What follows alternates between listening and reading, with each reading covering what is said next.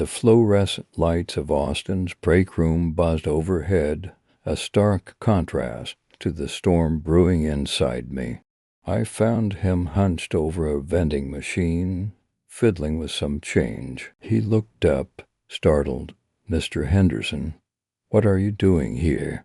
he stammered, shoving a handful of candy into his pocket. I held up the stack of papers I'd retrieved from his creditor-itemized list of Bates losses and increasingly desperate loan applications. "I think we need to talk, Austin," I said, my voice low and steady. He glanced nervously around the empty break room. "About what?" he asked, a slight tremor in his voice. "About this," I said, placing the papers on the small table between us. He didn't reach for them. He didn't even look at them. Instead, he stared down at his hands, his knuckles white as he gripped the edge of the table. "I don't know what that is," he mumbled, avoiding my gaze.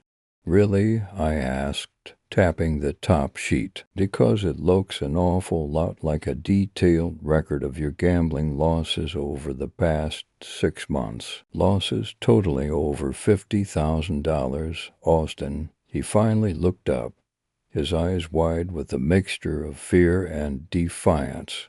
It's complicated," he stammered. "Complicated," I repeated, my voice rising slightly. "You're gambling away money you don't have, Austin.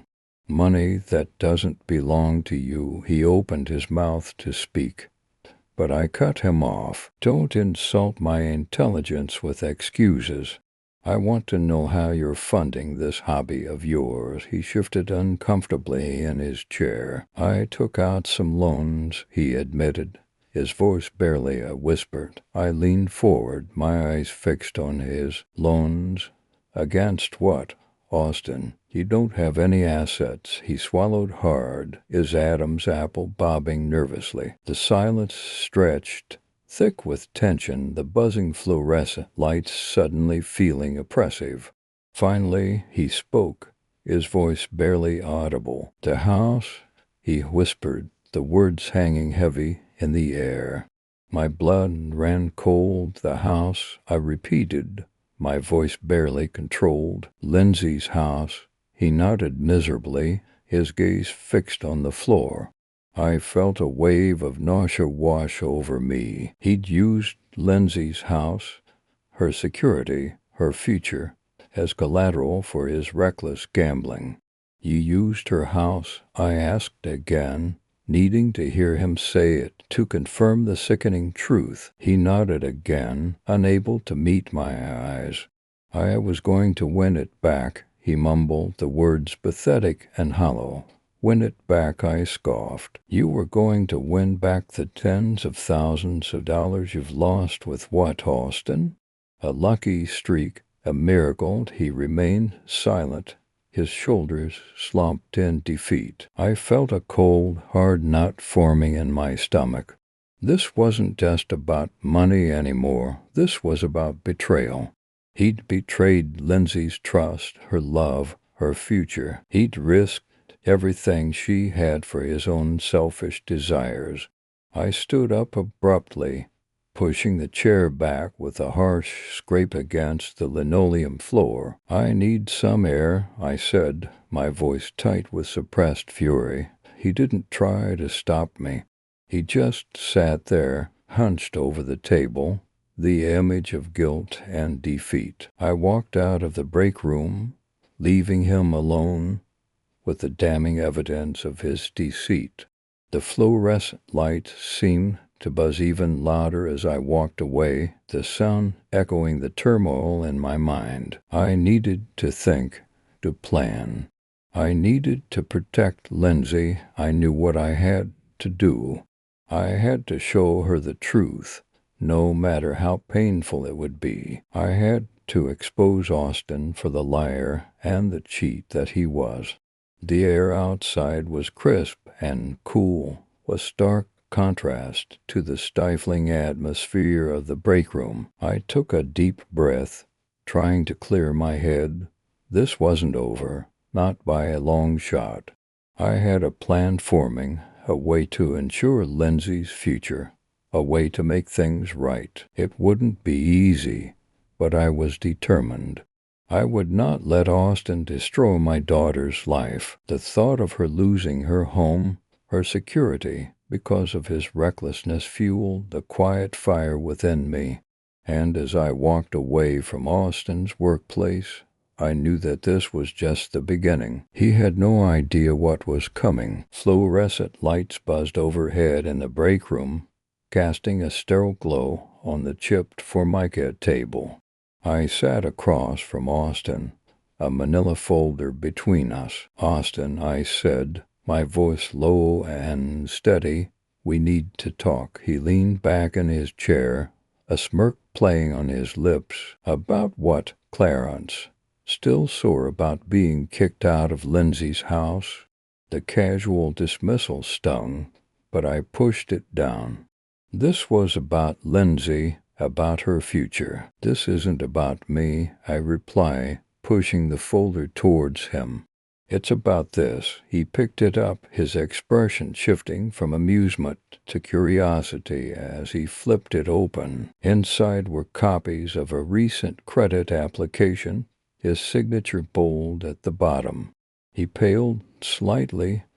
"Where did you?" he stammered, his eyes darting up to meet mine. "It lists Lindsay's house as collateral, Austin." My voice was even, devoid of accusation, letting the facts speak for themselves. He swallowed hard, avoiding my gaze. "I can explain." "Explain what, Austin?" I asked, leaning forward. "That you've been using Lindsay's home, her security, as a gambling chip." He opened his mouth to speak, then closed it again, his face a mask of conflicting emotions. I watched him, my heart heavy with disappointment. This wasn't the man I thought Lindsay was marrying. "It was just a small loan," he mumbled finally, his voice barely above a whisper. "A small loan," I echoed, "against a house you don't own?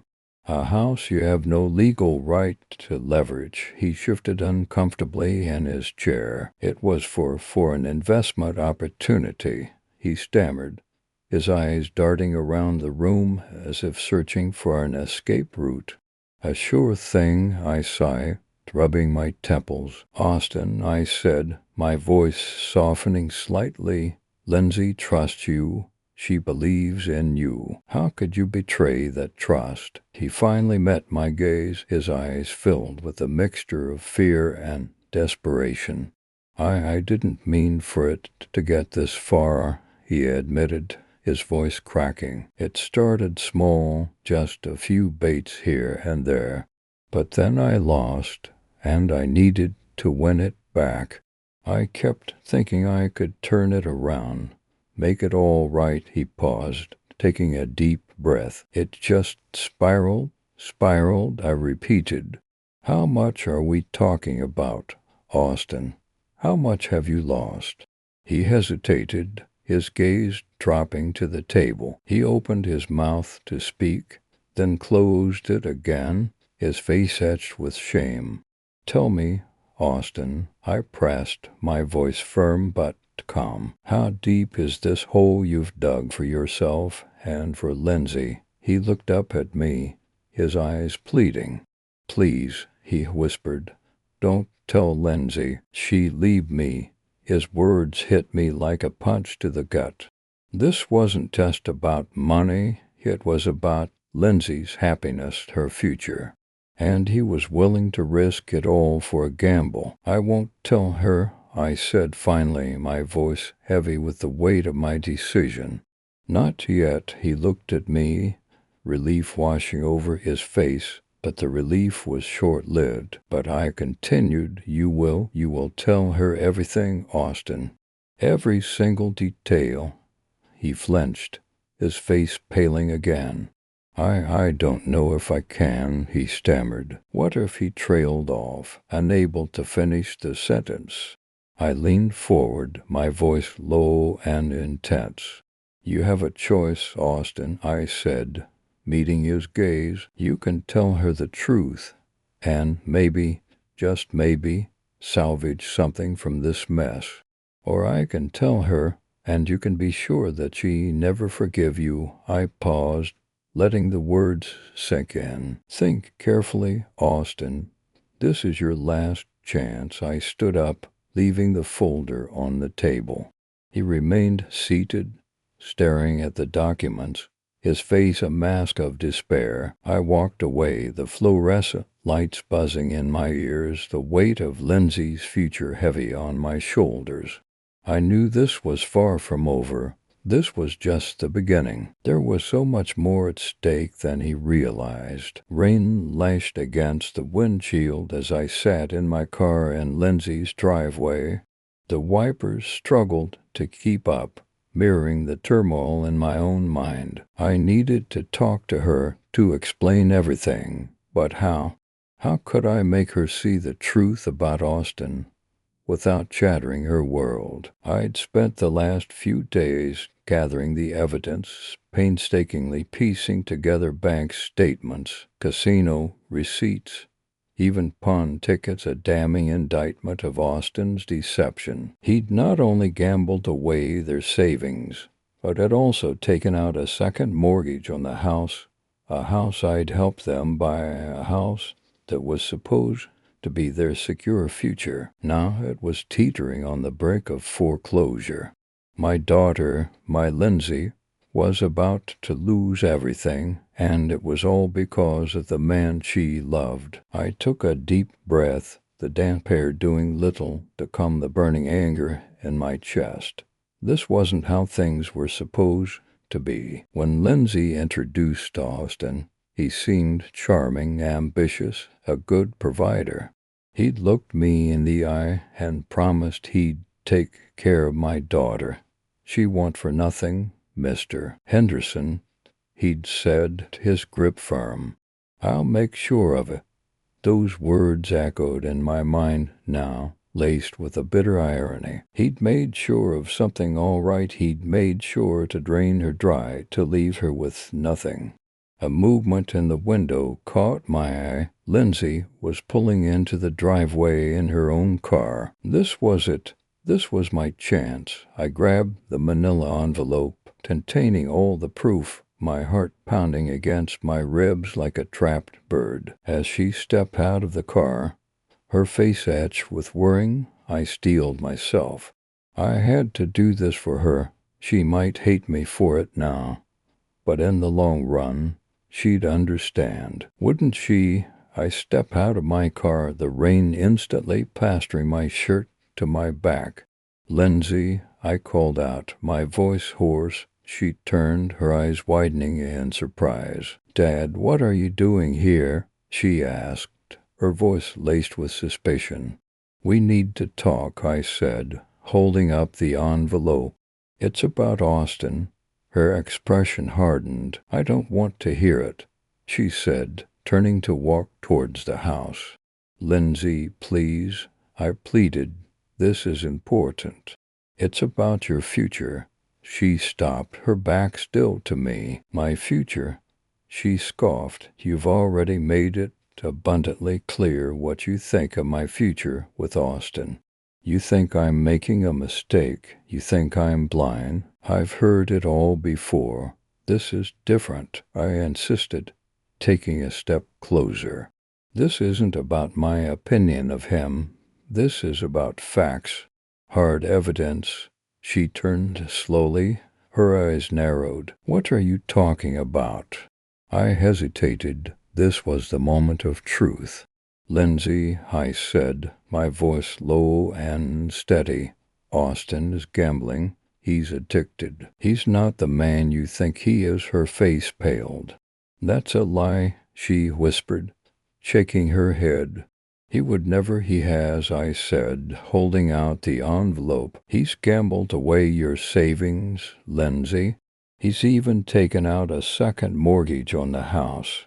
You're on the verge of losing everything." The blood drained from her face, leaving her looking ashen. She stared at the envelope, her eyes wide with disbelief. "No," she breathed. That's not possible. It is, I said gently, my heart aching for her. I wouldn't lie about this. I have proof. Look for yourself. She reached out a trembling hand and took the envelope, her fingers fumbling with the clasp. As she pulled out the contents, her eyes scanned the documents, her face a canvas of dawning horror. Bank statements showing massive withdrawals, casino receipts with staggering losses, pawn tickets for her jewelry. It was all there, laid bare for her to see. The rain continued to fall, a relentless downpour that mirrored the storm raging inside her. She didn't say a word, just stared at the papers, her breath coming in ragged gasps. Finally, she looked up at me, her eyes filled with tears. I don't understand, she whispered, her voice choked with emotion. How could he do this to me? I reached out and put a comforting hand on her shoulder. I know, sweetheart, I said softly. I know. She leaned against me, her body shaking with sobs. I held her close, the rain soaking through our clothes as she finally allowed herself to grieve the loss of the man she thought she knew. The man she thought she'd spend her life with. The man who had betrayed her trust in the most devastating way imaginable. I knew this was just the beginning of a long and difficult journey for her. But I also knew that she was strong. She would get through this, and I would be there for her every step of the way. But what she didn't know, what she couldn't possibly imagine, was that this was only the first act. The real story, the one about reclaiming what was rightfully hers, was just about to begin. And I had a plan. Rain lashed against Lindsay's living room window, mimicking the turmoil churning inside me. She'd barely spoken words to me since I arrived, her arms crossed tight, a defensive wall against me, I suppose. Dad, she finally said, her voice brittle, what is this all about?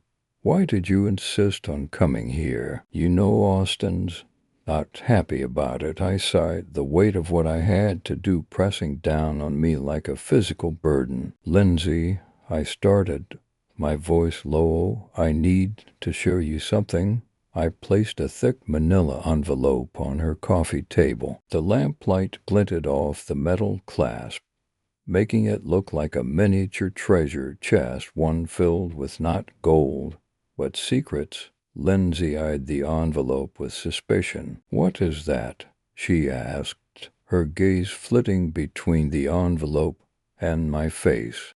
It's about Austin, I reply, keeping my voice even, and the reason why I was so concerned about your finances. Lindsay shifted uncomfortably. Dad, we talked about this. Austin and I are managing just fine. Her words were defensive, almost rehearsed, as if she were trying to convince herself as much as me. Lindsay, I said gently, please, just open it. She hesitated for a moment longer, her fingers hovering over the clasp. Then, with a quick, almost jerky movement, she flipped it open. The contents spilled out onto the polished wood bank statements, pawn shop receipts, betting slips, a collection of paper evidence detailing Austin's spiraling gambling habit. Lindsay picked up a bank statement, her eyes scanning the figures, her face paling with each line she read. What is this? She stammered, her voice barely above a whisper. It's Austin's account, I said quietly. He's been gambling, Lindsay, heavily. She looked up at me, her eyes wide with disbelief. No, she shook her head. That's not possible. Austin doesn't gamble. I'm afraid it is. Sweetheart, I said, my heart aching for her. I pointed to a particular entry on the statement. This withdrawal, I explained, it matches the down payment he supposedly made on your house. Lindsay's hand flew to her mouth, a small gasp escaping her lips. He didn't use his savings, she whispered, her voice trembling. I shook my head. He gambled it away. Lindsay, he's been taking out loans against the house to cover his losses. She sank back onto the sofa. The color drained from her face. The bank statements fell from her numb fingers, scattering across the table like fallen leaves. He promised me, she murmured more to herself than to me. He promised he'd stopped. I watched her, my heart breaking for her naivete, for the trust she'd so readily given. Lindsay, I said softly, I know this is hard to hear, but you need to know the truth. He's been lying to you. She picked up one of the pawn shop receipts, her eyes tracing the description of a familiar item. My grandmother's necklace, she whispered, her voice cracking. He pawned it, I nodded, unable to meet her gaze. The necklace had been a family heirloom, passed down through generations. Austin had given it back to her for their anniversary, claiming he'd had it repaired. Another lie. He's been using your trust, Lindsay, I said, my voice firm despite the pain I felt. He's been manipulating you. She sat there, staring at the scattered papers, the truth sinking in like a stone in her gut. The rain outside intensified, the wind howling like a banshee. The storm raging within her seemed to mirror the one outside. I don't understand, she finally said, her voice hollow. Why would he do this? I don't know, Lindsay, I admitted. But what I do know is that you're in danger. This house, your future, it's all at risk because of his addiction. She looked up at me, a flicker of resolve igniting in her eyes. The initial shock was giving way to something harder, something stronger. What can I do? She asked, her voice still trembling but with a new edge of steel. We'll figure it out together, I said, reaching out and taking her hand. We'll get through this. She squeezed my hand tightly, her grip surprisingly strong. The storm outside seemed to lessen slightly, the wind dying down, the rain softening to a gentle drizzle. A small sliver of hope pierced through the darkness. The fight wasn't over, not by a long shot. But for the first time since this nightmare began, I felt a glimmer of optimism. Lindsay knew the truth, and that, I knew, was the first step towards her freedom. This house, bought with lies and deceit, would be hers, and hers alone. I would make sure of it. The details of how were still forming, a plan coalescing in the back of my mind. But one thing was clear. Austin's reign of deception was over. The stale air in Lindsay's kitchen hung heavy with unspoken tension. I placed the stack of bank statements, meticulously organized, on the countertop between us. Lindsay, I began, my voice barely above a whisper. I know this is difficult, but you need to see this. She stared at the papers, her face pale. Dad, I don't understand. Her voice trembled, a flicker of fear in her eyes. I pointed to a highlighted entry. This, Lindsay, this is a cash withdrawal of $5,000 from your joint account, dated just last week. Do you recall making this withdrawal? She shook her head, her eyes wide with dawning realization. Austin said he was paying off some bills, I sigh, picking up another statement. And this one, another $3,000 withdrawn 2 days later, and another here, and here, and here. I spread the papers out, a grim tableau of disappearing funds. Lindsay, these withdrawals, coupled with the mounting credit card debt documented here, I tapped a separate pile of statements, total over $30,000 in just the past 2 months. This house, the house you work so hard for, is at risk. She sat down heavily, the color drained from her face. He said he was investing, she murmured, her voice choked with emotion. I placed a hand on her shoulder. Investing, Lindsay?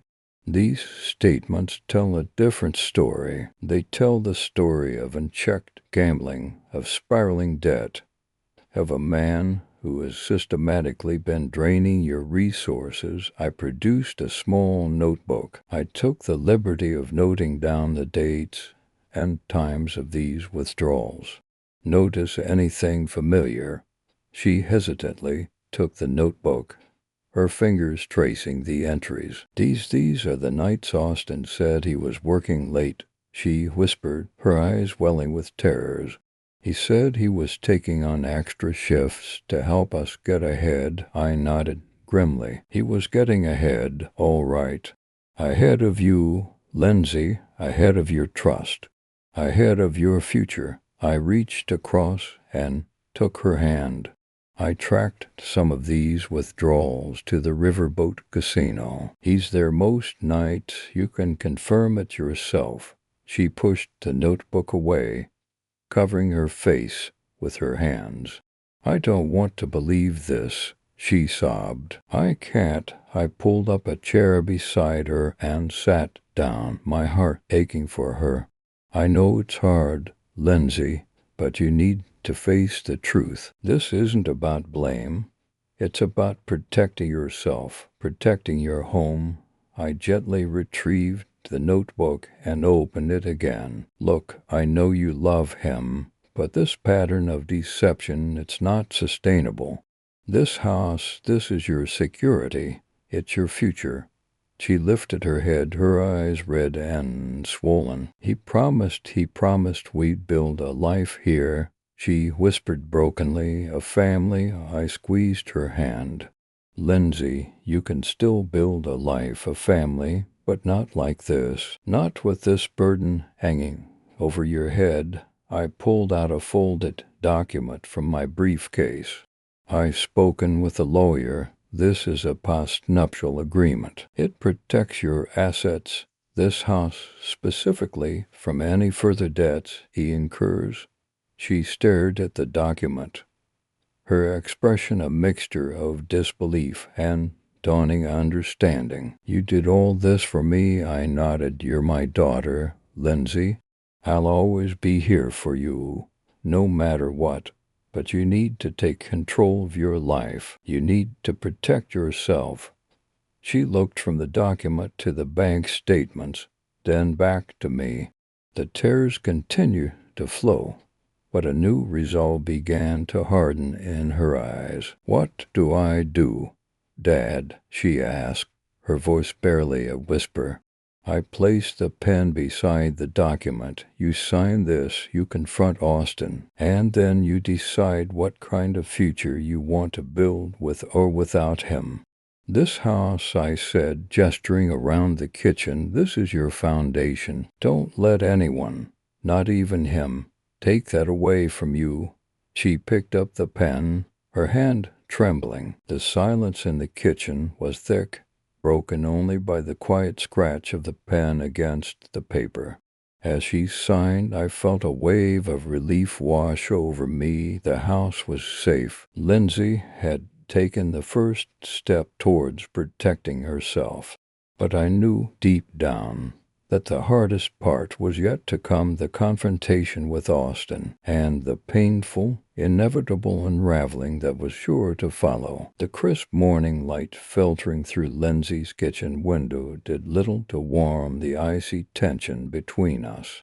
I want you to leave, Dad, she said, her voice trembling. If you don't, I'm calling the police. I sigh, pushing the stack of documents I'd brought across the countertop towards her. Lindsay, I said, trying to keep my voice even, before you do anything rash, I think you need to see this. She glanced at the papers, her face a mask of confusion. What is this? Bank statements. They're not mine. I met her gaze. They're Austin's, and they tell a story you need to hear. She picked up the top statement, her eyes scanning the figures. I don't understand, she mumbled, her brow furrowing. He said he was investing. He was, I confirm, my voice heavy, investing in poker games and online casinos. I watched as the color drained from her face, the realization dawning in her eyes. No, she whispered, shaking her head. He wouldn't. I pointed to a specific transaction.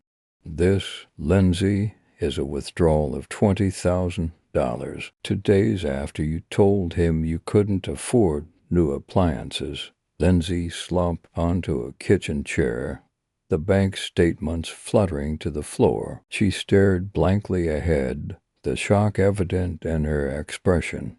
He promised me, she said, her voice barely a whisper. He promised he'd stop. I placed a hand on her shoulder, my heart aching for her. I know, sweetheart, but promises made under duress are rarely kept. She looked up at me, tears welling in her eyes. What am I going to do, Dad? I pulled out another document. This is a quitclaim deed. It transfers ownership of the house solely to you. Her eyes widened, but how? She stammered. I leveraged Austin's gambling debts against the house, I explained. The casino was happy to cooperate.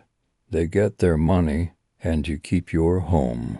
He signed it over to you 2 weeks ago, believing he could recoup his losses. Lindsay's breath itched. He signed the house over to me without telling me.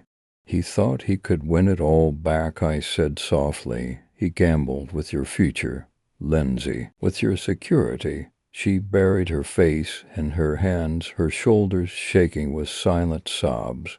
I let her cry, the weight of Austin's betrayal pressing down on us both. After a while, she lifted her head, her eyes red-rimmed but resolute.